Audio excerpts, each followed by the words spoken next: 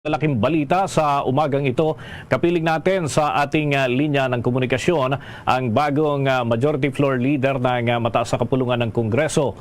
Diyan sa Senado ay makikikumusta tayo sa mga development, mga aktibidad at ganoon din yung mga plano, mga kabombo, mga ka-Star Nation. Kapiling natin sa linya ng komunikasyon ang bagong Senate Majority Leader, si Senator Francis Tolentino.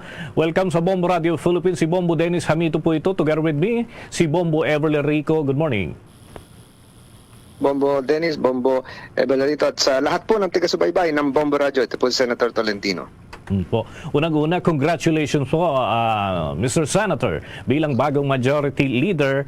Biglaan po ba yung mga development po na ito na nangyari po kahapon dyan sa Senado o may mga initial na hong mga pag-uusap the past days or nung weekend kung meron man, Mr. Senator?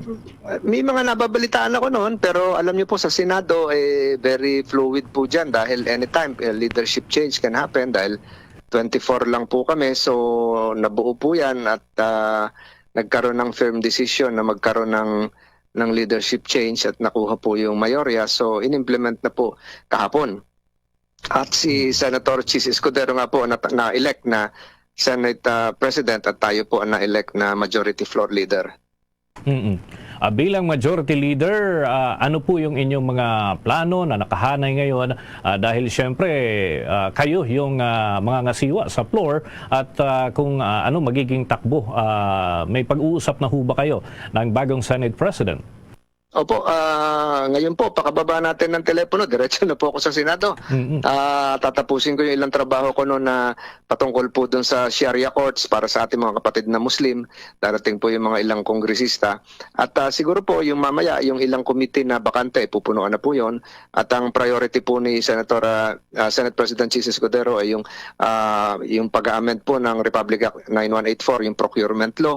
So mamaya nakasalang din po yon. At marami po ibang mahalagang batas at ngayong araw din po ito merong commission on appointments meeting, so ito pong bagong trabaho ni Senator Tolentino hanggang alas 10 po ito ng gabi sa Senado, kaya yun po siguro yung karagdagang pagod pero para sa bayan naman po ito. Okay.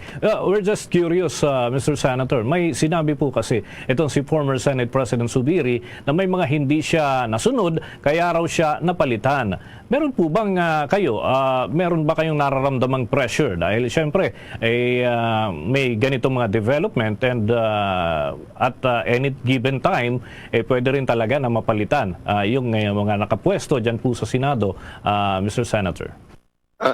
We respect the comments coming from former Senate President Zubiri. Ginagalang po natin siya. Napakalaking tulong po nagawa niya sa Senado at kaibigan din po natin siya. So hindi na siguro ako magko-comment sa kanyang statement. So we leave it at that na ginagalang po natin siya. Kasi naman po sa Senado, anytime the leadership is a gift coming from the members of the Senate. Anytime pwede pong mapalitan. Kami kahit bukas pwede mapalitan o mamaya. So, ganun po talaga sa Senado. May tanong so, din po. democracy works. So. I see.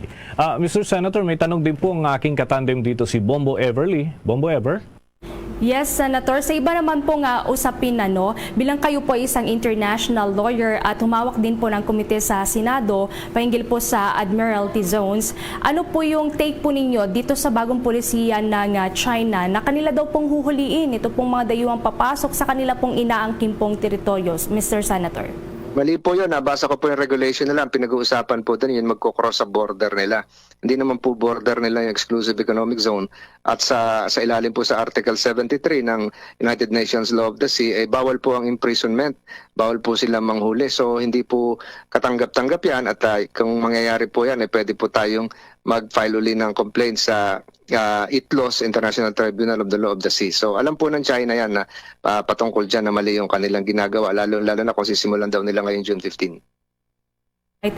Ano po sa tingin naman po ninyo, Mr. Senator, yung mas mabigat na reklamo na ihain po natin laban sa China? Ito po bang mga nasira po na corals dyan sa West Philippine Sea o ito po nga bago na pagbabanta po ng China na huhuliin yung mga dayuhan? O may mas makikita pa po kayong mabigat na kaso na maaari po nating ihain, Mr. Senator? Yung pagbabanta, wala pa tayo maipafile na kaso doon kasi pagbabanta pa lang yan eh. So ito pong damage to the marine environment ay talaga sa marine ecosystem, malaki pananagutan nila yan. So dapat po doon tayo tumukoy kasi irreplaceable na po yung mga corals, yung po yung binabahayan ng ating mga isda at napakalaking kawalan po yung sa ating karagatan. Okay. To my part uli, Mr. Senator, siguro panawagan na lang kasi maraming mga agam-agam, baka may mga bills na hindi matuloy because of the changes na nangyari dyan sa leadership sa Senado. So, any assurance from your side, Mr. Senator, para sa mga kababayan po natin? Ay makakasigurado naman po tayo na wala pong mabibinbin dyan. As a lawyer, yung bago nyo pong majority leader ay talagang tututok dyan. Ang atin na lang pinag-uusapan dyan ay yung oras na ibibigay sa bawat measure na lahat po ilan ay mahalaga. So si Senator Tolentino po bilang bago nyo majority leader ay talagang tututok lalo na sa mga batas na kailangan nating mga kababayan. With that, maraming salamat po, Senator Francis Tolentino, bagong Majority Floor Leader, at expect po namin ang inyong presensya sa mga susunod pang pagkakataon. Na siguro, makiki-update kami sa mga development pa dyan po sa Senado. Opo, anytime po at magandang umaga po sa mga taga-subaybay ng Bombo Radio. Maraming salamat po. Mga kabombo, mga Kastar Nation, nakausap po natin ang bagong Majority Floor Leader ng Senado, si Senator Francis Tolentino. At yan po ay may kinalaman doon sa change of leadership at yung iba pang mga aktibidad dyan po sa mataas na kapulungan ng Kongreso. And yun nga, nabanggit po niya na pupunan pa yung mga ibang lupon na nabakante dahil nga dito sa mga pagbabago dyan sa naturang mga development sa leadership ng Senado.